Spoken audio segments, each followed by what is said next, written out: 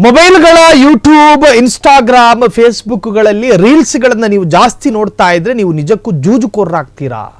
ಹಾಗಾದರೆ ಎಚ್ಚರ ವಹಿಸಬೇಕು. ಇನ್ಸ್ಟಾ ರೀಲ್ಸ್, ಯೂಟ್ಯೂಬ್ ಶಾರ್ಟ್ಸ್ ನೋಡುವವರೇ ಎಚ್ಚರ ವಹಿಸಿ. ನಿಮ್ಮ ಮಕ್ಕಳ ಕೈಗೆ ಮೊಬೈಲ್ ಕೊಟ್ಟರೆ ಮಕ್ಕಳು ಮೆಂಟಲ್ ಆಗ್ತಾರೆ ಅನ್ನೋ ಮಾಹಿತಿ. ಮೊಬೈಲ್ನಿಂದ ಮಕ್ಕಳ ಮೆದುಳಿಗೆ ಹಾನಿ ಆಗುತ್ತಂತೆ. ನಿಮ್ಮ ಮಕ್ಕಳ ಮೊಬೈಲ್ ಚಟ ಬಿಡಿಸೋಕೆ ಏನು ಮಾಡಬೇಕು ನಾವು ಹೇಳ್ತೀವಿ ಕೇಳಿ. ಮಗು ಹಠ ಮಾಡುತ್ತೆ, ಕೈಯಲ್ಲಿರುವ ಫೋನ್ ಕೊಡು, ಟೆಂಪಲ್ ರನ್ ಆಡಬೇಕು ಅಂತ ಹೇಳಿ ಮಗ ಹೇಳ್ತಾನೆ. ಡ್ಯಾಡಿ ಫೋನ್ ಕೊಡು, ನಾನು ಗೇಮ್ ಆಡಬೇಕು ಅಂತ ಹೇಳಿ ಮಗಳು ಹೇಳ್ತಾಳೆ. ಮಕ್ಕಳು ಅಳೋದು ನಿಲ್ಲಿಸಬೇಕು, ಹಾಗಾಗಿ ನಾವು ಮೊಬೈಲ್ ಕೊಟ್ಟು ಸಮಾಧಾನ ಮಾಡ್ತೀವಿ ಅಂತ ಹೇಳಿ ಯಾವ ನಾಚಿಕೆಯೂ ಇಲ್ಲದೆ ಹೇಳಿಕೊಳ್ಳುವ ತಂದೆ ತಾಯಂದಿರೇ ನಾವೊಂದು ಸಲಹೆ ಕೊಡ್ತೀವಿ. ನಿಮ್ಮ ಮಕ್ಕಳ ಬೋರು, ನಿಮ್ಮ ಮಕ್ಕಳ ಹಠ, ನಿಮ್ಮ ಮಕ್ಕಳ ಅಳು ನಿಂತ್ಕೋಬೇಕು ಅನ್ನುವುದಾದರೆ ಮೊಬೈಲ್ ಕೊಡುವುದು ಪರಿಹಾರವಲ್ಲ. ಮೊಬೈಲ್ ನೀವು ಕೊಟ್ಟಿದ್ದೇ ಆದಲ್ಲಿ ನಿಮ್ಮ ಮಕ್ಕಳು ಜೂಜುಕೋರರಾಗ್ತಾರೆ. ಗ್ಯಾಂಬ್ಲಿಂಗಿಗೆ ಅವರಿಗೆ ಆಸಕ್ತಿ ಬರುತ್ತೆ. ರೀಲ್ಸ್ಗಳನ್ನ ಏಕಾಗ್ರತೆಯಿಂದ ನೋಡ್ತಾ ಇರುವಂತಹ ಮಕ್ಕಳ ಕಣ್ಣಿಗೆ ಸಮಸ್ಯೆ ಆಗುತ್ತೆ. ಮಕ್ಕಳು ಕಾನ್ಸಂಟ್ರೇಟ್, ಏಕಾಗ್ರತೆ ಅದು ಕೂಡ ಕಳೆದುಕೊಳ್ಳುತ್ತಾರೆ. ಅತಿಯಾದ ಮೊಬೈಲ್ ವೀಕ್ಷಣೆಯಿಂದ ಮಿದುಳಿಗೆ ಹಾನಿ ಎನ್ನುವಂತಹದ್ದು ಚೀನಾದ ಪ್ರಖ್ಯಾತ ತಜ್ಞರು ಅಭಿಪ್ರಾಯವನ್ನು ವ್ಯಕ್ತಪಡಿಸಿರುವಂತಹದ್ದು.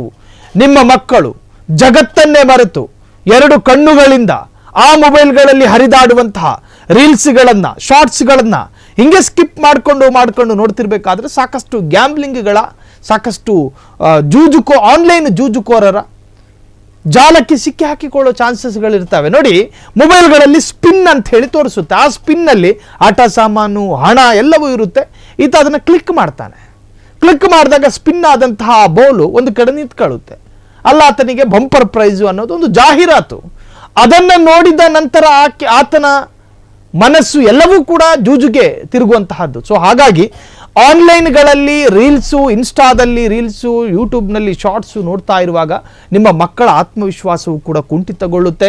ಅದಾದ ನಂತರ ಕಣ್ಣಿಗೂ ಕೂಡ ಸಮಸ್ಯೆ, ಜೊತೆಗೆ ನಿಮ್ಮ ಮಕ್ಕಳ ಮನಸ್ಥಿತಿ ಜೂಜು ದಂಧೆಯತ್ತ ಸೆಳೆಯುತ್ತೆ ಎನ್ನುವಂತಹದ್ದು ಚೀನಾದ ತಜ್ಞರ ಅಭಿಪ್ರಾಯ.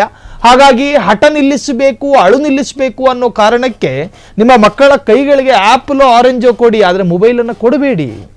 ಮೊಬೈಲ್ನಿಂದ ಅವರ ಮನಸ್ಸಿಗೂ ಮತ್ತು ಅವರ ದೇಹಕ್ಕೂ ಅಪಾರವಾದ ನಷ್ಟಗಳಿದ್ದಾವೆ.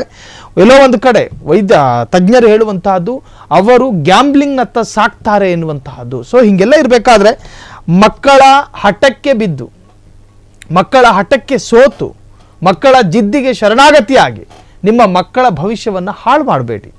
ಹೆತ್ತು ಹೊತ್ತು ಸಾಕಿ ಸಲಹಿದಂತಹ ತಮ್ಮ ಮಕ್ಕಳು ದೇಶದ ಪ್ರಜೆಯಾಗಬೇಕು, ಸತ್ಪ್ರಜೆಯಾಗಬೇಕು ಅಂತ ಕನಸು ಕಂಡವರಿಗೆ ನಾಳೆ ದಿನ ಶಾಕ್ ಆಗಬಾರ್ದಲ್ಲ.